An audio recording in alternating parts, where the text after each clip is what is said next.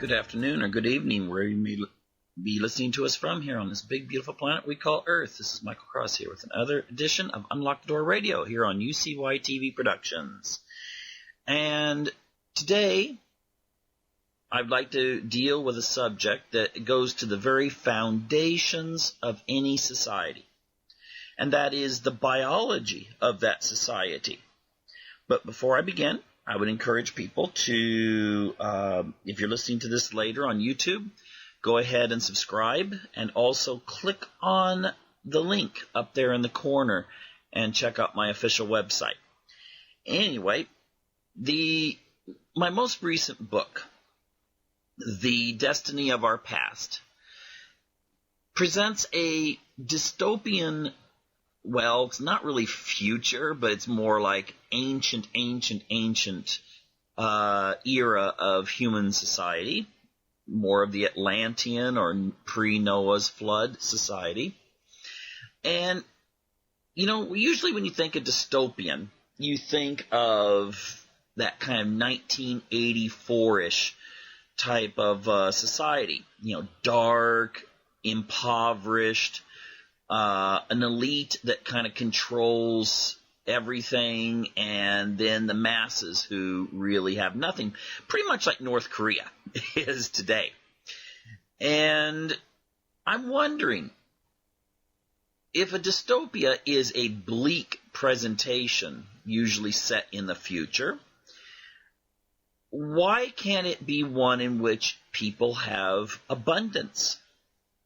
Just because a society has affluence does not mean that it's a free society. I think we've sort of been brainwashed into that idea that a society that has everything would also have freedom, and that's not necessarily the case, even though there is, or at least it seems to be, a correlation between the idea of freedom giving people a more open society because it develops technology and so forth. But there's many tracks a society could take in which it could still remain dystopian, not free, highly controlled, but also very affluent. And that's what I try to present in the book, a society in which maybe you could get this idea of science advancing rather rapidly, but yet a small eugenic elite maintain the control over the society, and eventually with the goal of phasing out the majority of the population since they're no longer needed. Although it's not robotic, it's instead you have slavery, but of manufactured humans. But anyway, on this issue of how the society I present maintains control, one of the aspects is using sexuality, or the biology of the society. Now, a lot of times in our more enlightened era, you know, the Western society's ideas of rationality, we tend to forget that biology is destiny. Because biology is what makes us who we are. And you could have a very wonderful society of people, but if they fail to reproduce, that society is doomed to failure, as opposed to maybe a primitive society where the people still reproduce. But sexuality, because also of our, I think, mindset that's been developed because of the rhetoric of the sexual revolution in the 1960s and early 70s, we have come to believe that more freedom in regards to sexuality means more freedom overall. And I'm wondering if that's necessarily the case. Now, I'm not talking about any specific like sexual orientations or any of these kinds of things. I'm talking more into the issue of just sex in general. Okay? Because ultimately, back in, let's say, the 1950s, the ideal was man, woman get together and get married and make a family. And the idea was that all sexual energy should be channeled between a husband and wife, and anything outside of that was wrong, including, I don't care how much a young couple might, fall in love with each other, how romantic it can be. If they weren't married, the ideal was that they ain't going to be doing anything in bed. Okay? Now, that's very steeped in a Freudian idea, too. And Freud did state the price of civilization is instinctive renunciation. And what he meant by that was that the only way we can kind of keep things going in the society that we look at today, with we get up in the morning, we go to work or go to school or whatever, and we know our limits. We don't have this kind of society where just everyone can just say, oh, well, I really like my neighbor's wife, so I'm going to go mess around with her. We still have societal prohibitions against that. But the sexual revolution really loosened things up. And when you take a look at what Freud's saying here, he is saying that we give up that idea that we should be able to do as we please. Whatever would make us feel good, we'll just go ahead and do it. That we should give that up so that we can instead channel that energy into more what he would have called productive uses, and therefore avoid the sort of stereotype of the caveman who, if he does go and do whatever he wishes, maybe the partner of that other person's going to bonk him in the head with a baseball bat. So the idea is that we set our limits, and it may not make us feel great. In fact, in Freud's idea, it could create neurosis. However, it ultimately keeps things going in a more civilized way.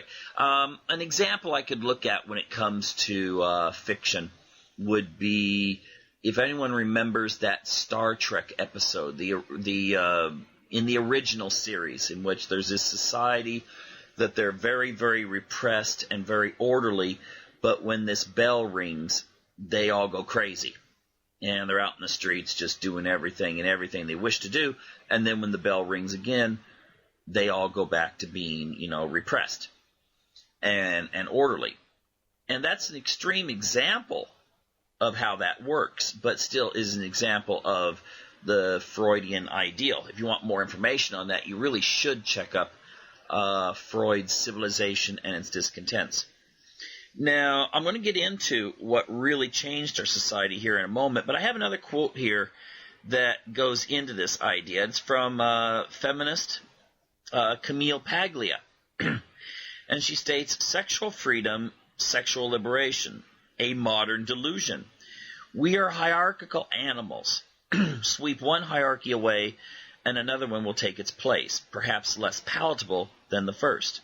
And I think that what she means there is the idea that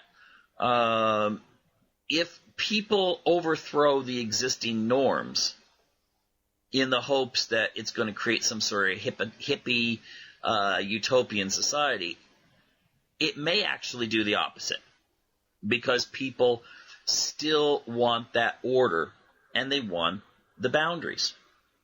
And the only thing that could change then is the way the boundaries are set, and you could actually have something that's far worse than what you may have started out with in the first place.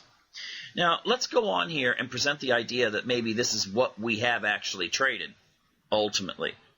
The 1950s, oh my gosh, that was so primitive way of looking at life, for something that's maybe not that much better. In fact, it may be argued that it could be worse in many respects. Now, if we think about this, with the exception of television, nothing's influenced the course of our society in the United States and Europe more than the birth control pill. That's right, the birth control pill. Now, again, the ideal in the 1950s was, boy, girl, get married, have babies, and then their kids grow up and get babies, and so forth. The maintenance of the biological chain, so to speak. But the backup was, because biology does sometimes take control, and people do mess around. The problem with that was that if you mess around at I could say, depending on how you look at it, the right or wrong point of the month, you might actually wind up making a baby.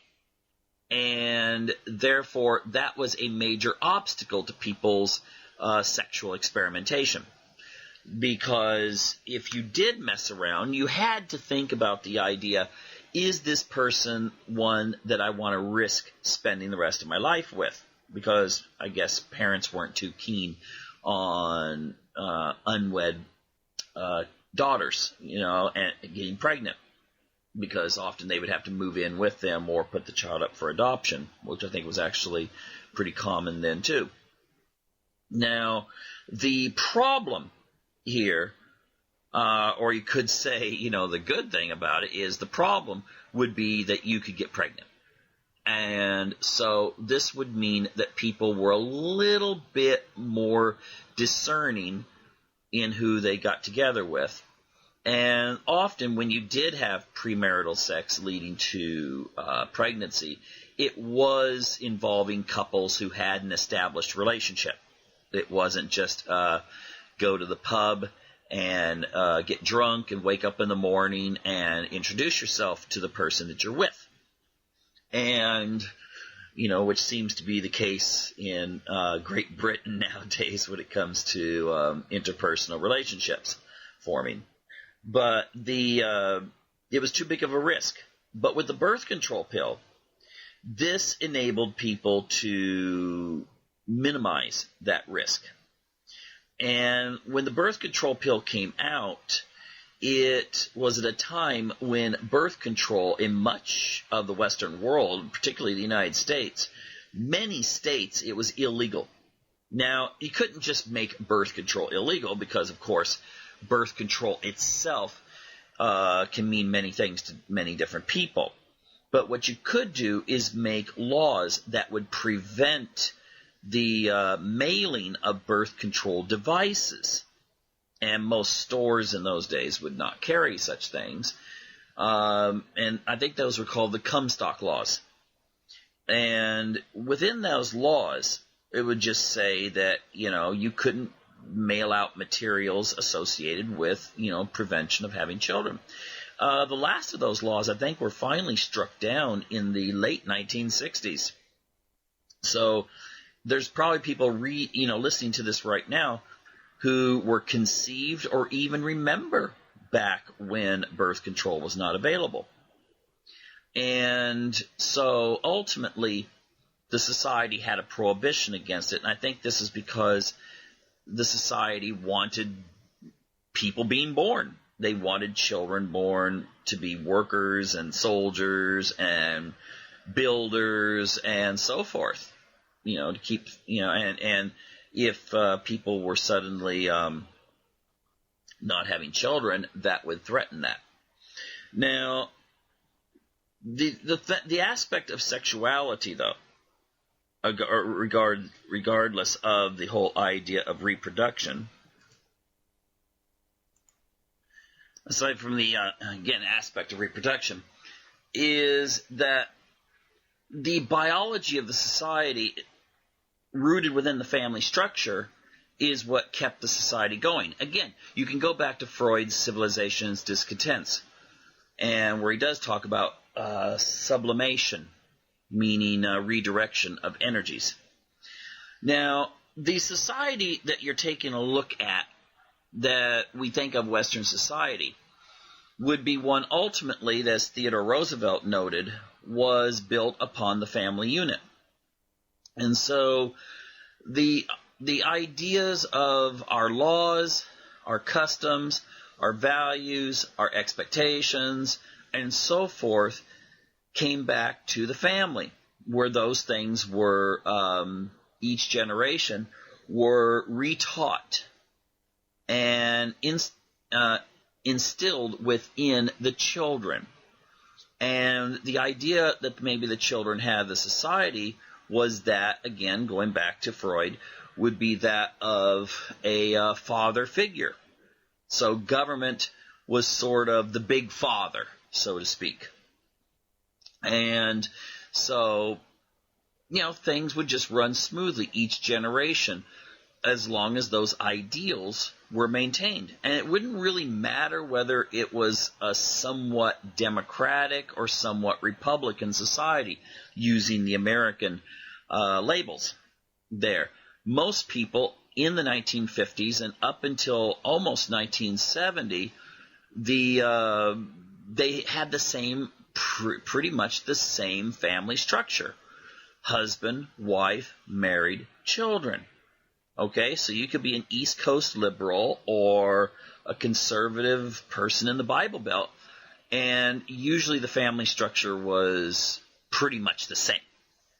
Now, there was something that was taking place at this same era, and that was that the left, which never had really died, the left was finding in Western society that their message was becoming less and less popular. Now, of course, there was the excesses of Stalinist regime in the Soviet Union. So when people thought about left-wing politics or communism, they thought of gulags, mass exterminations, and so forth. And of course, repressions that, again, going back to 1984, that bleak dystopian atmosphere. But what was happening was that the left was also finding that as the economies of the West grew, the popularity of this revolution to replace the bourgeoisie and to hand power over to the proletariat was becoming less popular. Because ultimately what you had was that even though you did have people that were super rich, you also found that the working class was attaining a lifestyle that was very, very affluent and comfortable. You did have a situation where often in the 50s, only one bread earner, that being the man, didn't have to have that much education. He could pick up his lunch pail. His wife would pack the lunch pail, go off to work at a construction site or factory, and put in 8 hours of very grueling work. But when he would get his paycheck, it was enough that he could afford a home. He could afford the most popular car that was coming out. His family had nice clothes. And all the new modern conveniences were within his and his wife's reach. So therefore, it wasn't this sense of people going, doing without and saying, "Oh my gosh, look at everyone else. They have it comfortable, but I'm starving to death." This was being phased out during this time period. So the left was becoming increasingly marginalized. And even traditional labor-ish type parties were finding that they had to stay within a certain narrow parameter of political thought. And that, of course, was not anywhere near the Marxist ideals. And so this small number of intellectuals, I'm using the word intellectual, not saying that only the left is intellectual. You have the right as well. But the ones that were on the left side of the spectrum, often college academics and so forth, they were becoming disenchanted with the way things were. And of course, when the 60s came along and the protest and everything, it may have unleashed a little bit of power, and I'll get back to this in a moment, but it didn't. Still, the vast majority of people in the Western world were like, nah, whatever. So what became more popular were the ideas of people like Wilhelm Reich. Now, Reich was... It's amazing how much goes back to Freud. It's not just me, okay? You could go back to Freud and see his influences, and it went beyond psychology, believe me.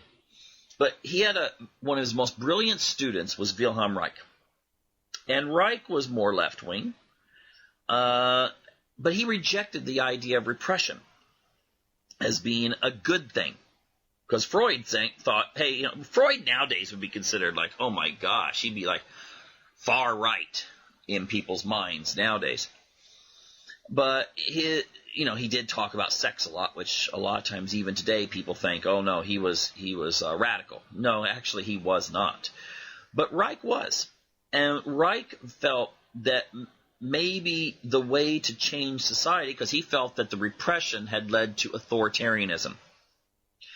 And, of course, we have to define authoritarianism within the context that many of the people who did take Reich's ideas defined it.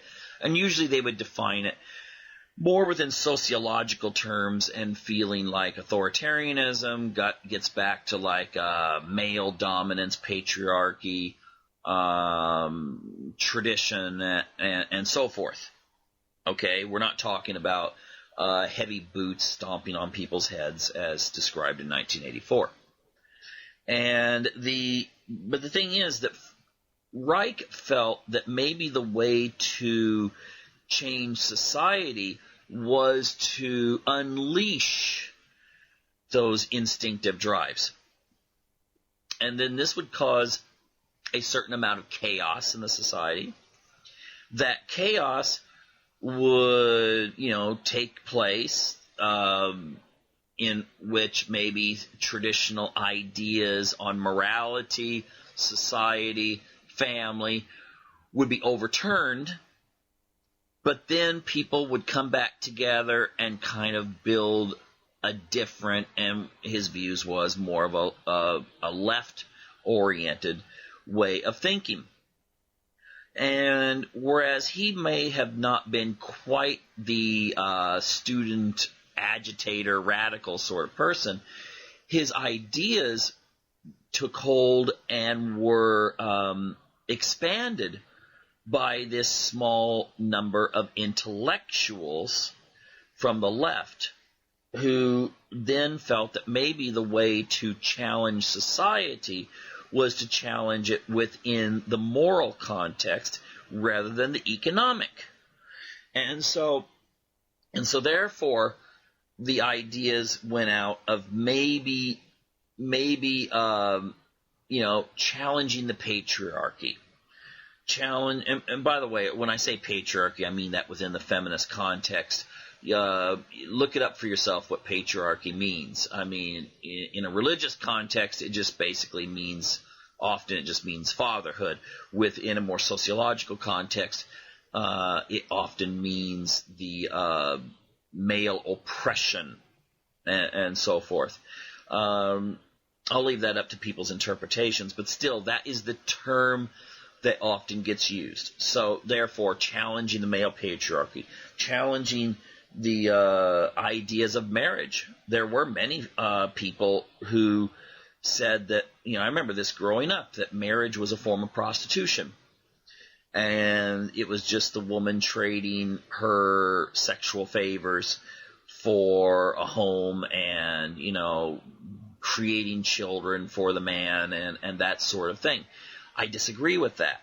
It's a very one-dimensional way of looking at it. I think very misguided. However, this was becoming popular.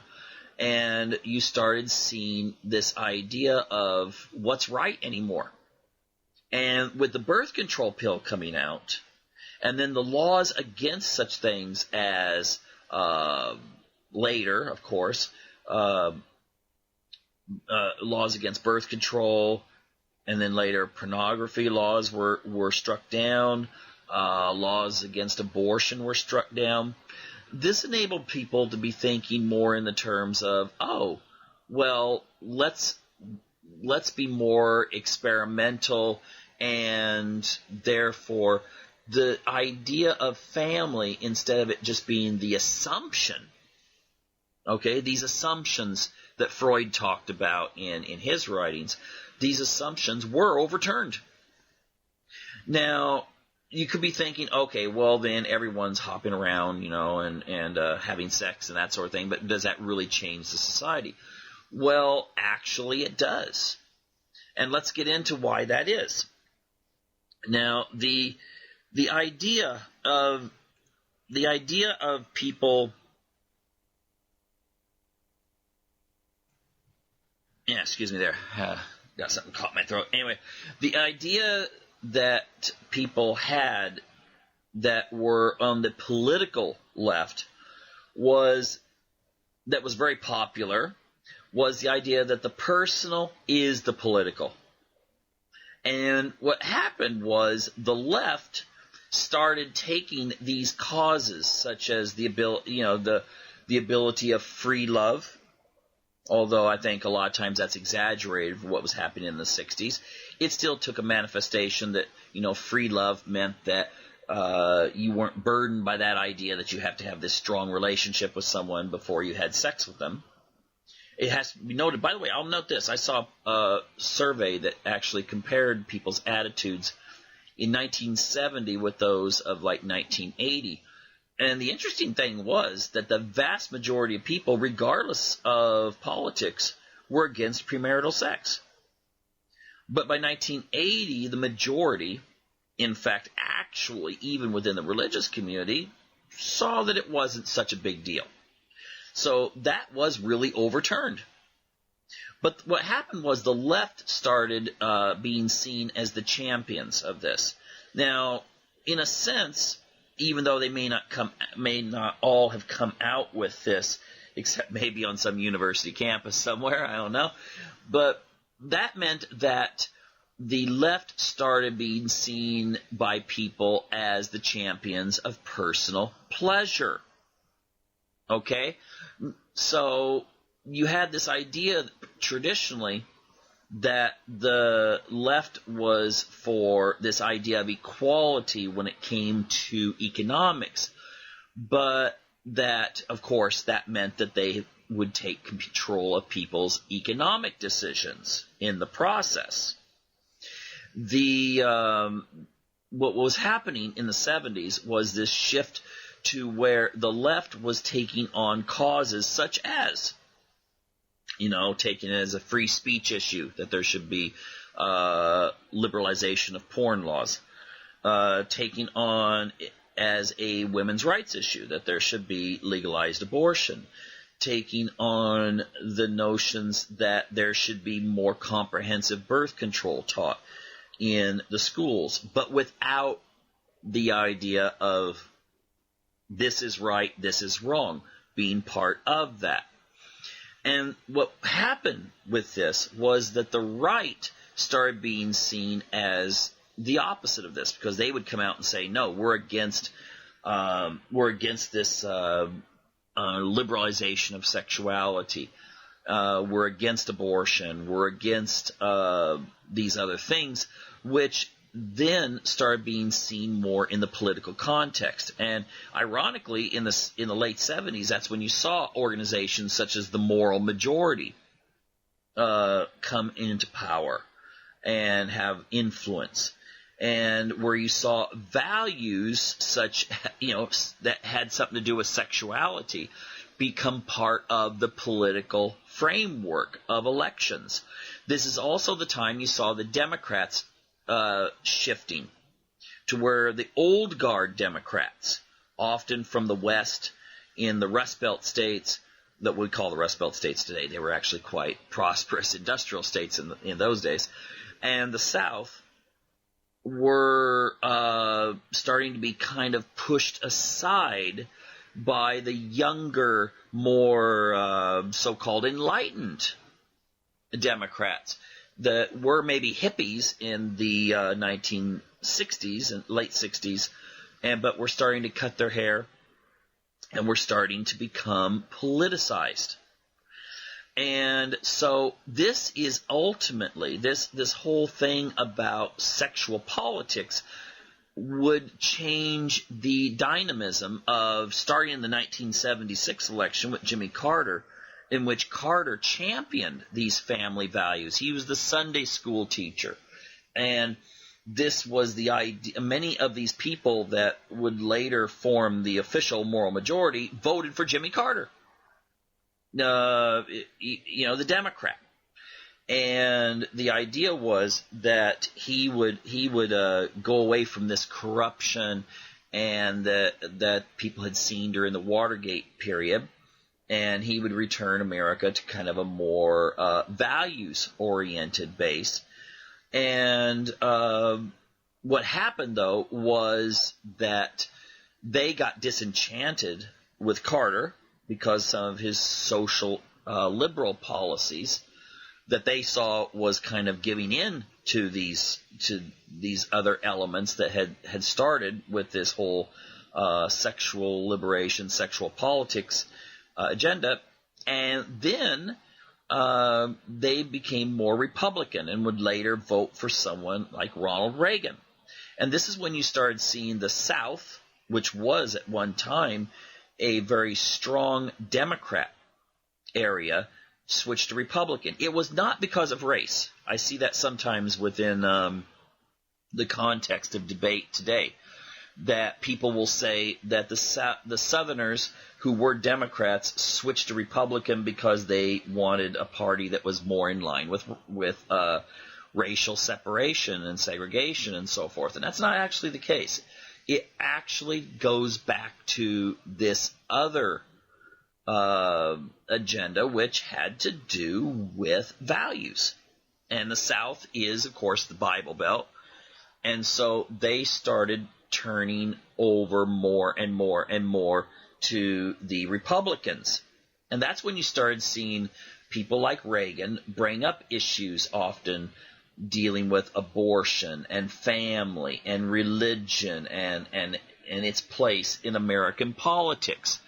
Now, and so ultimately what you find is that if we fast forward to today for a moment, you'll find that the people who the difference between left and right is so apparent.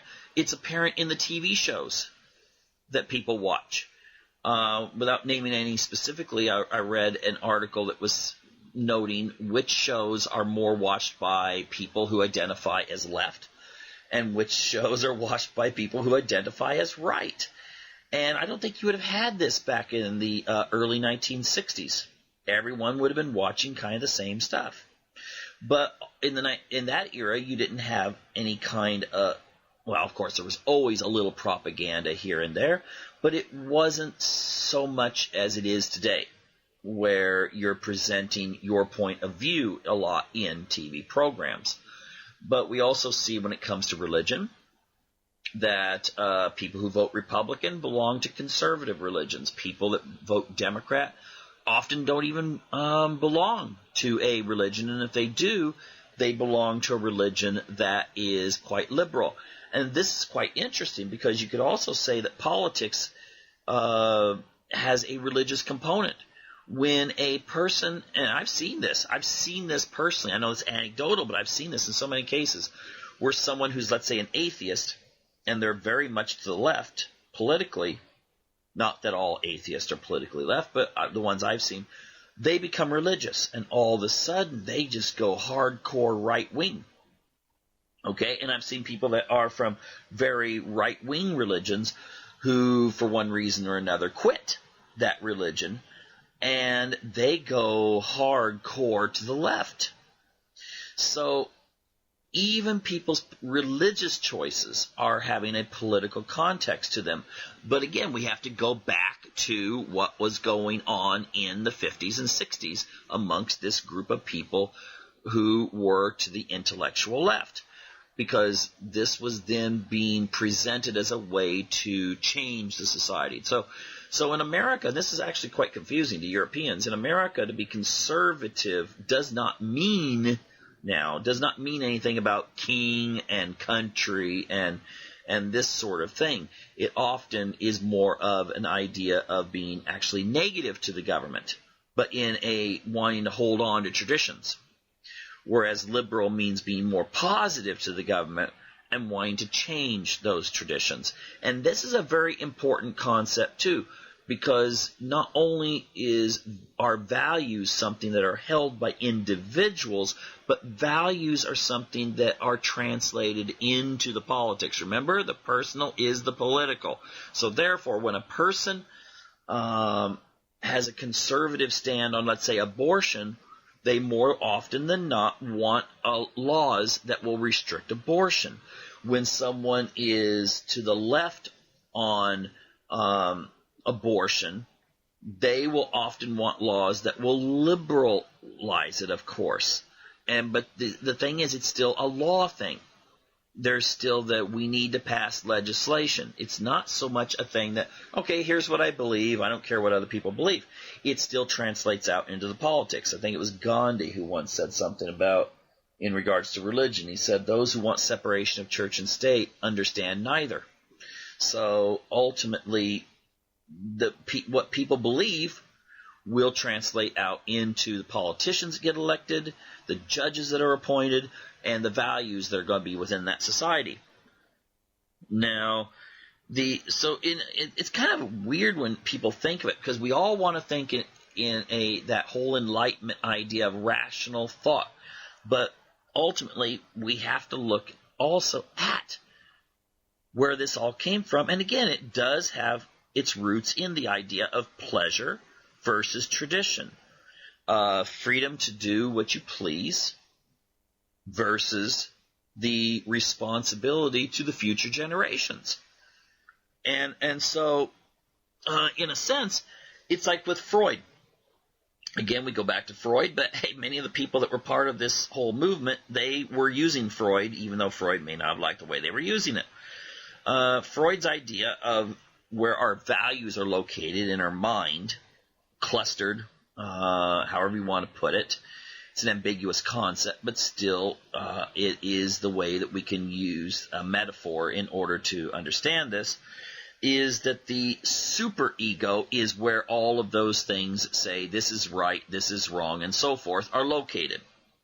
So mom and dad saying you shouldn't or should do this is ultimately where the superego is. Your rabbi or your priest or bishop telling you this is right and this is wrong.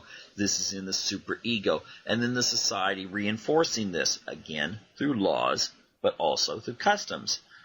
And this would be, in a sense then, the more conservative ideal. Whereas the id is that portion of the brain that is instinctive. I want to do this. I have a right to do this. I want to push the limits. And the ego, of course, is the individual themselves. And so in the society that we have, we do find that the political sense of conservatism is, in many ways, more that superego, whereas more of the liberalism is part of the id.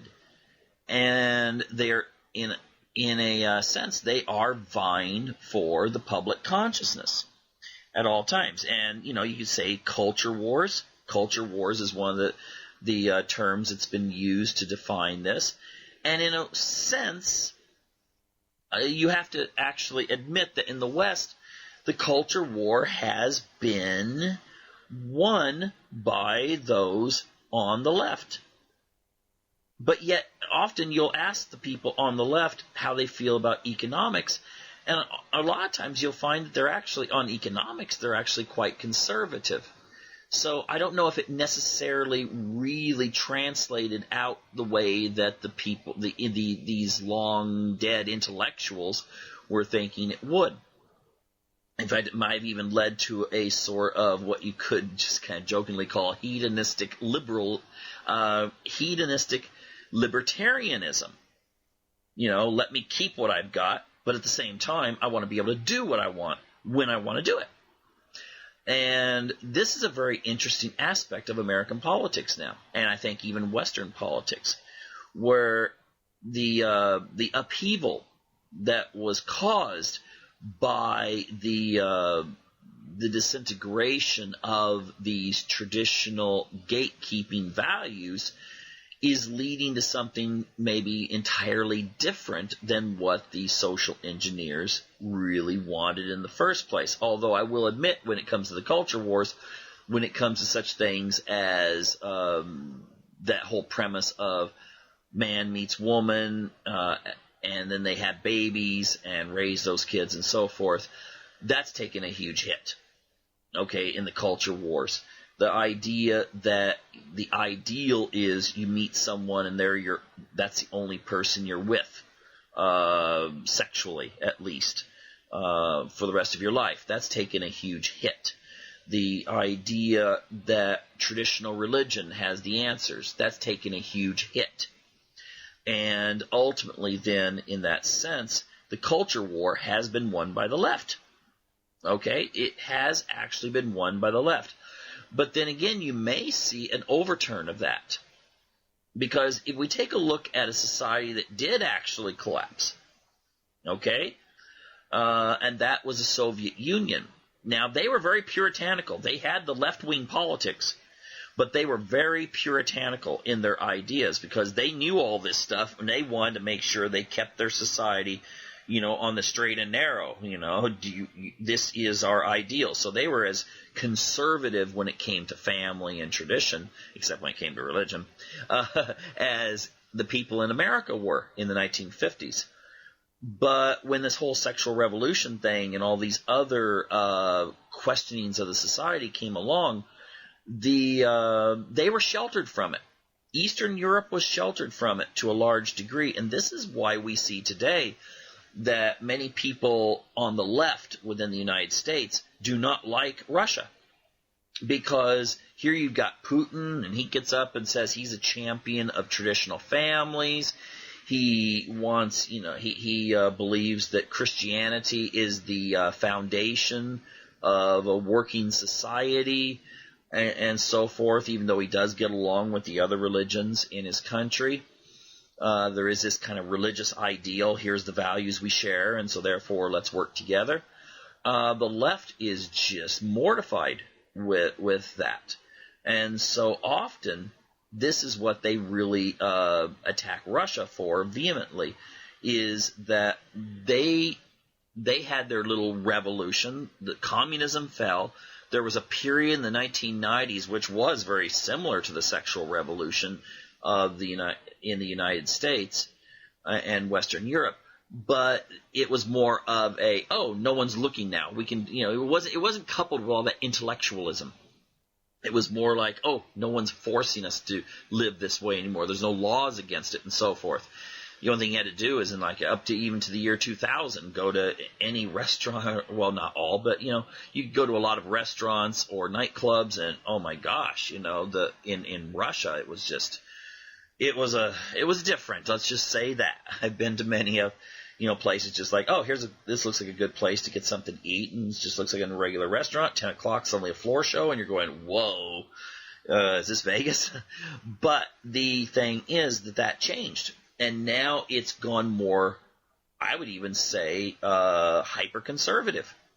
So a society can go through this overthrow, but it still can go either way, and that is why maybe in the West you could see a situation similar to that of Russia today, in which various populist elements, although much of the populists are they are not that much different than other people when it comes to this idea of the overturning of the family type thing, but they tend to be a little bit more conservative.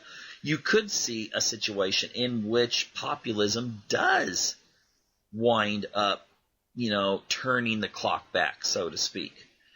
And that is going to be something that we're just going to have to watch and see how it works out.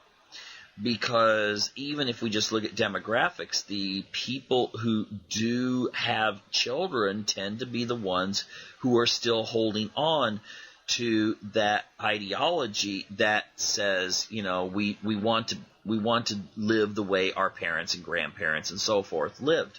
Whereas many of the people who are saying, well, that's the old-fashioned way, who cares about that anymore? I want to be modern and so forth.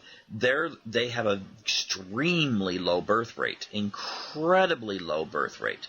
So there could be a replacement, and I don't really necessarily think that, the idea that, well, those kids that the conservatives have, they'll just go to school and then they will be taught the proper way of living. I don't think that's the way that you're going to see it, really. Sure, it does happen, but ultimately most people fall back to their traditional values once they get into the real world.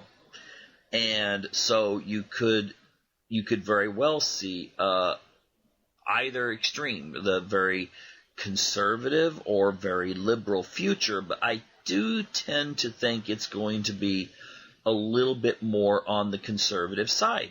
Again, just because of demographics, including, to a large degree, many of the people who are moving into the West who come from very traditional societies will want those traditional values within their society too.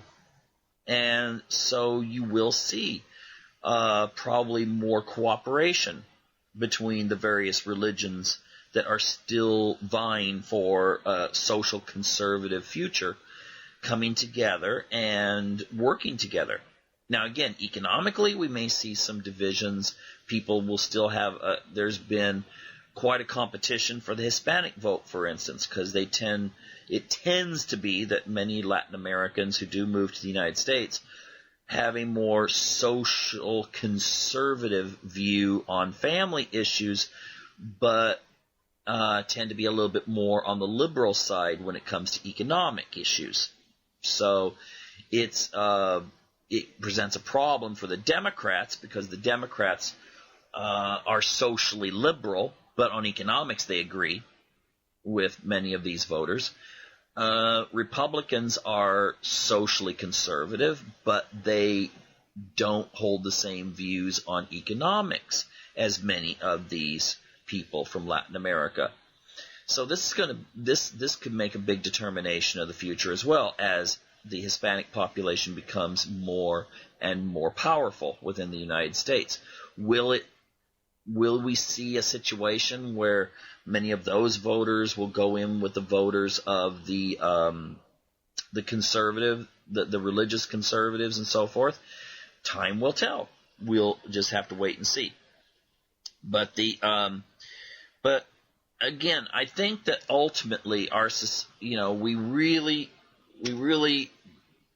shouldn't ignore the origins of these views. We shouldn't just kind of feel like everything that we study in political science, sociology, and psychology should be on the ideals of, rationality. Because as Edward Bernays, taught us when it comes to advertising, what Sigmund Freud taught when it comes to just psychoanalysis, human beings tend to gravitate towards the irrational, towards the instinctive, and so forth. So, therefore, this is where much of our culture has actually been modified, is through connecting to those id energies. And I would really encourage people to study up on this. Study up on people like Wilhelm Reich and so forth. Look up civilization and its discontents, and see exactly where, a lot of the ideas that we take for granted come from. Yeah, and see where the real generation gap comes in, how it was actually developed, because it used to not exist. And, what didn't come in until the 1960s, and it had a lot more to do with the id than it did with the superego. So anyway, we're running out of time here, so I encourage people to Check back with us next week for another edition of Unlock the Door Radio here on UCY TV Productions.